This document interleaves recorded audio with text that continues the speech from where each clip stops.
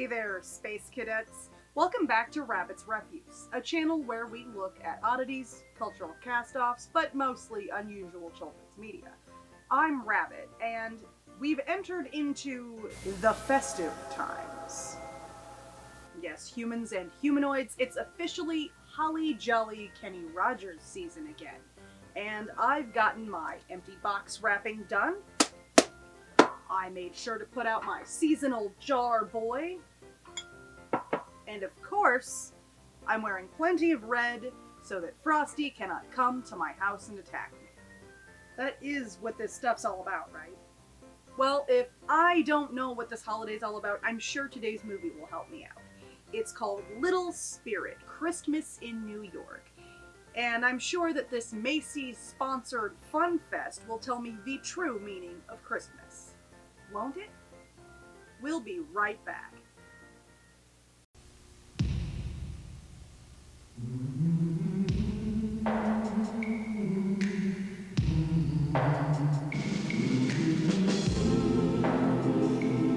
Time and time again, the world's great pictures are trusted to one film, Kodak. Why trust your memories to anything less?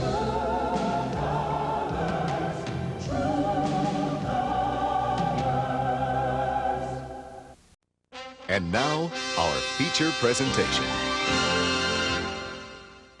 Little Spirit, Christmas in New York is a made-for-TV animated film from 2008. As stated earlier, it was sponsored by Macy's Incorporated and NBC. And yes, I'm talking about that Macy's.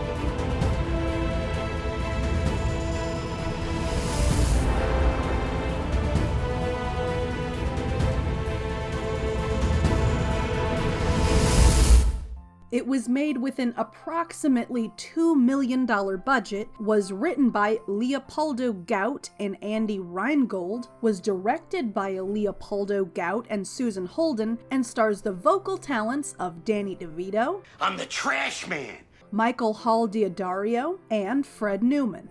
You may have noticed Brian Williams and Lucy Liu on the star billing of the DVD release that I have here. Brian Williams, Nicky Martarulo from Scotch Plains, New Jersey might be interested. Hey, forget about it. plays a newscaster, surprise surprise, named Rock Granite. His character design is hideous, and I wanted to share that with you. Keep it in mind for something that I'm going to be bringing up later on. Lucy Liu, on the other hand, is credited several times. The DVD cover, the opening credits, and the film's IMDb page all list her, but none of them seem to want to say where her voice was used in the film, or to what extent. IMDb only credits her as voice. Okay. As always, let's discuss the plot stuff.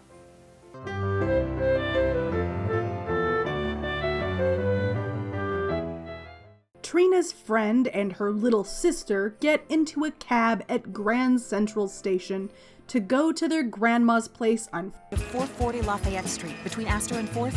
Now, you'll notice that I refer to one of the girls just as Trina's friend. That's because, for some reason, neither of the girls have a name.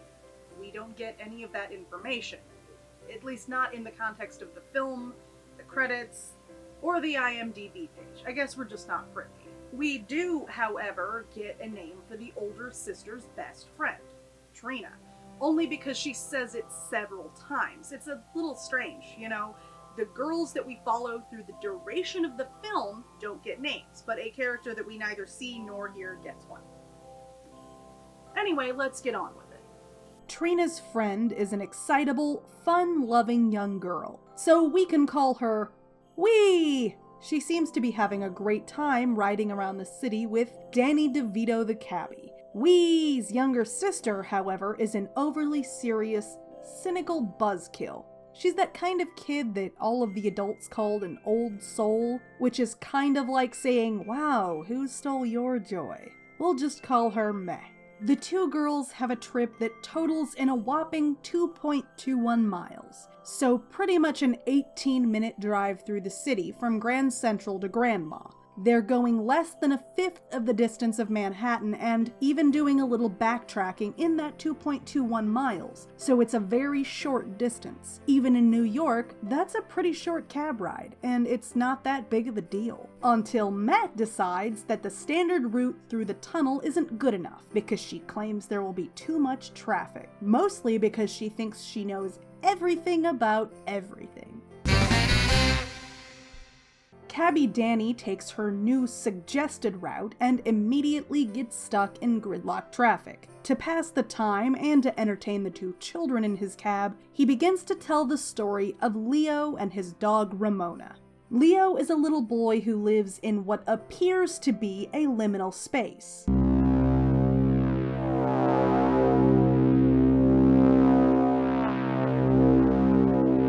Or at least the flattest Midwestern state. Like Illinois. Yeah, who would want to live there? All around me are familiar faces, worn out. Leo's mom just got a new job in New York City, and it's time for the family to move. Leo is very upset about moving away from all of his friends, and he absolutely hates the city from the moment that he arrives. After settling their things in their new home, Ramona needs to go out for a walk, so they all decide to head to the park. While Leo is out playing with Ramona, a bully spots fresh meat and begins taunting the pair. Tiny doggo Ramona takes exception to this particular jackass kid, growls, and begins to chase him through the park. Just as Ramona is about to attack him, she has a literal squirrel moment and chases after the random passing rodent. Leo trails pretty far behind, so he ends up losing her and looks everywhere to no avail. The family puts up an unholy amount of missing posters, and they seem to wallpaper their entire new borough. They head home for the evening, and Leo's dad tucks him in for the night and attempts to turn on what he thinks is a nightlight, but appears to just be a snow globe. Dingus. And suddenly, Leo begins to hallucinate a little spirit coming out of his wall. We cut to Wee and Meh for a moment, when Meh starts to argue with Cabbie Danny about the impossibility of the situation due to a lack of logic and how the laws of physics just say no. He tells her to learn how to suspend her disbelief. Roasted? So Leo meets the little spirit, who also never gets a real name. Let's call it, Blurbles. So Leo and Blurbles jump into the side of a Christmas tree where there is suddenly a tube-like wormhole. The internet is not something that you just dump something on. It's not a big truck. It's a series of tubes. And they manage to give the viewer motion sickness with a mock Doctor Who effect from hell. Together, Leo and Blurbles travel through the entire city, stopping at homes, markets, and even some other random places in New York, asking every stranger they meet if they have seen Ramona. In the end, though, Leo gives up, and the two choose to go back to Leo's home. Ramona, even though she's a tiny pup, manages to travel several miles away and has covered an awful lot of ground. She has also managed to invoke the ire of a flock of particularly street-hardened, scrappy pigeons. A pigeon gang of New York, if you will. She manages to make it all the way to Macy's and stays after closing time to stay off the mean streets. She gets noticed by some security guards who treat her more like a human intruder, but somehow even more cold and cruel. They chase her through the entire store, yelling and falling about the whole time, somehow managing to corner her on an upper level of the building. Ramona opens a window to escape, and the idiot security guards decide to follow her out and down. She crosses a narrow bracing bar holding the famous Macy's Christmas tree to the side of the building, and jumps to what she believes to be the safety of the tree. Just as one of the guards decides that a weak bar that's barely attached to the side of the structure will absolutely hold his weight and that he can totally walk a tightrope now. Dang it. The bar quickly becomes detached, the tree gets knocked down in the scuffle, which may have had something to do with a pigeon, and it tumbles onto a police car. The officer arrests the tiny dog that he finds on his windshield, as if she could really do all of that damage by herself. This somehow instantly ends up all over the news, and Leo and Blurble see Ramona's face on TV. They end up making it all the way to Macy's by riding on a flying Christmas tree. I mean, it's essentially a flying Christmas tree. There's just a helicopter involved too. And it's a replacement for the other tree, before they've even assessed the damage or removed the old tree. Leo's parents also catch the news and see Ramona, so they head over to Macy's as well to retrieve her. Everyone chants to this power-tripping cop that he should let Ramona go with Leo. In the spirit of Christmas, and not in the spirit of the NYPD, he shows a shred of humanity and lets Ramona, the innocent doggo, go home with her family. And we're back at the cab with Danny, Wee, and Meh. The girls love the story, and Danny delivers them safely to Grandma. During the drive, he heard their discussion about their parents' possible impending divorce. So he places a familiar magic snow globe in Meh's Macy's bag, because she definitely needs a little Christmas blurbles. I mean spirit. And everyone lived happily ever after. The end. Tomorrow morning, get up at 5. Dang. Wake up. That's what Dave Thomas does to get everything for Wendy's Garden Spot Salad Bar. He gets the best tomatoes, sweetest bell peppers, crunchiest carrots, vegetables fresh from the farm. Because that's what Wendy's salad do-it-yourselfers love in their salads. Wendy's Garden Spot Salad Bar. You can't make a fresher salad. Unless you get up with Dave. Already?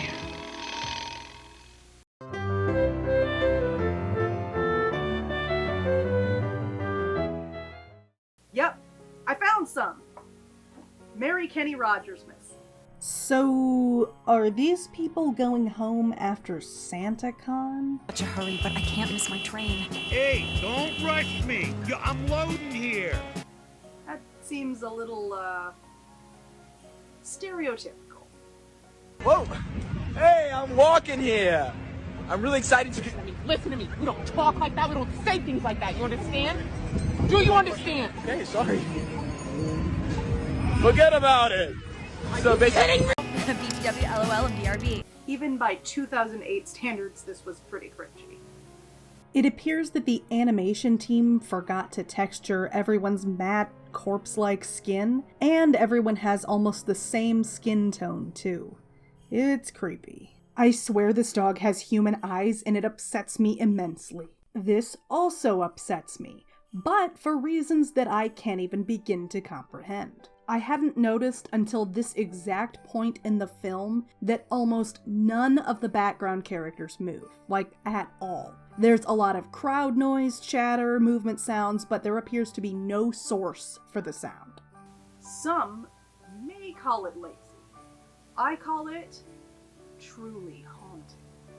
Everywhere is a big place in this city. Merry Christmas! These people were not disturbed enough about what just happened in their home. This scene really caught me off guard and made me laugh aloud for the first time during this film's run. Shut your trap, you fleabag. Wait! That's my dog! This mangy beast is yours? Her name's Ramona. Do you realize that this pooch caused untold damage, massive gridlock, and she's destroyed my car? Wait just a second here. Untold damage? Really? No one seems to have gotten hurt. The only thing we know for a fact was damaged was one very large Christmas tree. There's been shown no actual evidence of damage to the car, because no one probably wanted to animate it. And there's no true evidence of Ramona being the culprit. But because the first face you see is the itty-bitty dog that landed on your windshield, you're gonna go ahead and blame her. Great police work. It reminds me of a story that I read recently. There was a woman who went to a gas station, looked at the prices instead of what the nozzles were for, proceeds to fill her car with diesel instead of gasoline, crashed the car shortly after leaving due to it being uncontrollable and jerky, hit another car, gets a ticket for hitting the other car and for reckless driving, and now she wants to sue the gas station for damages and mental anguish for not labeling their nozzles clearly for people on a budget. Some people just want to blame the first person they see or think of instead of using any of their critical thinking skills or admitting fault on their own part. I just can't get over the audacity of some people. They just think they're so entitled and that the world should have to bend over backwards for them and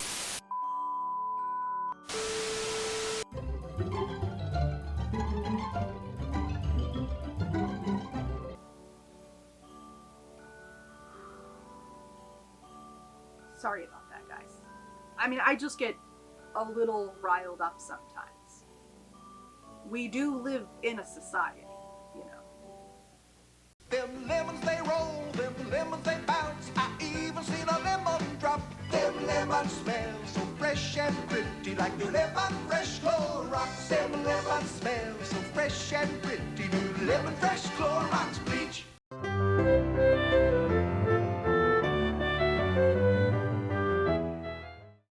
Little Spirit Christmas in New York as a whole feels very rushed.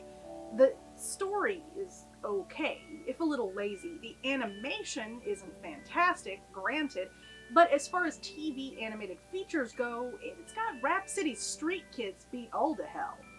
But that's a pretty low bar. Great Grandma, you always know just what to say. Christmas! Yeah.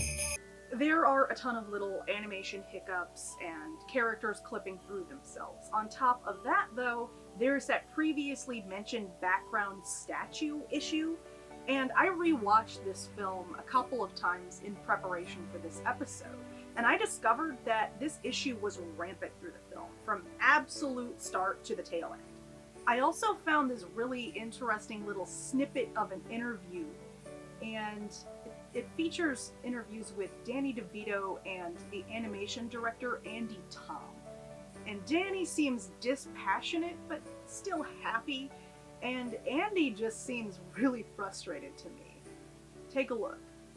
There'll be two frames where the character is missing hair. For some reason, for some crazy reason, the computer didn't read that hair. You got to go back and re-render that entire shot, and it's just monotonous. Also, here's something that Andy said, seemingly unprompted. It seems a little awkward, and it really caught me off guard. It was kind of nice the way they, they took away a little of the chin. He's a big star, so you don't want to make him grotesque, and you don't want to make it. So we almost gave him approval of his character, and we try and make him flattering, but we want it to be recognizable as Danny DeVito. So I don't know if it's poor wording, his tone, or what it was, but it just kind of rubbed me the wrong way. And it would have also been nice if Brian Williams would have had the same consideration for his bizarre character design. Indeed, Hank, shockingly wonderful. Dude. That's another point that I would like to make. The character design in this film, it's so off-kilter. Not only are some of the characters really ugly, but they don't even look like they belong in the same world. I mean, character stylization is fine, but there needs to be some modicum of consistency throughout the film. And I'm not seeing any of that here.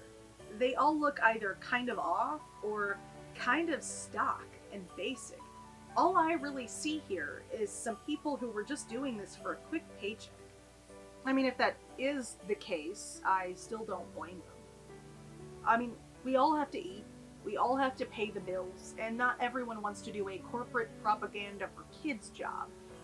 But if they got wrangled in under the ethos of positivity, I mean, that's just kind of how it goes. Setting this story in New York City was kind of fun, and I mean, it was definitely appropriate considering the film's backer location and the ubiquity of NBC, where the film originally aired, and New York City. But at the same time, it's a little overplayed. Making a children's film that revolves around the Macy's brand, however, is just kind of gross. Yes, they put their money out for it, but somehow it felt like awkward placement and a little bit like a 40-something odd minute long advertisement where they really didn't know what to say or how to say it. It didn't really speak for them as a store with a wide selection or a great place to buy Christmas gifts or really anything other than telling us the following. 1. They have Santa Claus on staff through the month of December. 2. They sell stuff in a tall building. 3. Their security guards are bumbling morons. And 4. It's in New York, I guess. It was also a little strange that there are places in the film where you'll see a character just holding a Macy's bag, and it doesn't really line up with the story. The biggest offender to me is probably their strategic placement of one of their bags in the trunk of the taxi as the girls are getting out at Grandma's house.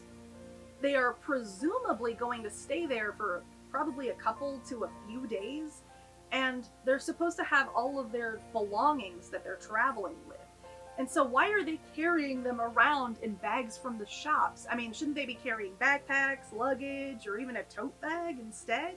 If you, for some reason, want to watch this film, it's free to stream right now on Tubi, or right here on YouTube.